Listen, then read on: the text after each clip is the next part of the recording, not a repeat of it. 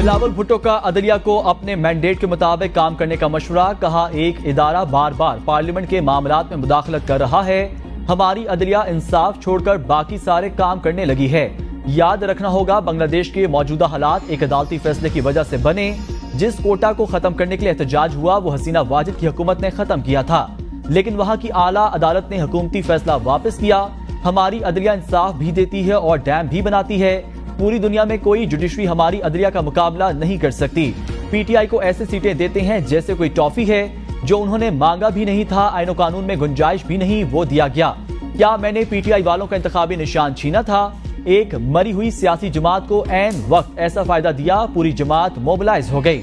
इदारों को अपनी हदूद में रहकर काम करना होगा। आज नफरत और तकसीम की सियासत नजर आ रही है। इस वक्त इदारों के दरमियान फासला नजर आ रहा है। ये इसलिए है कि एक इदारा दूसरे इदारे में मुदाखलत करता है।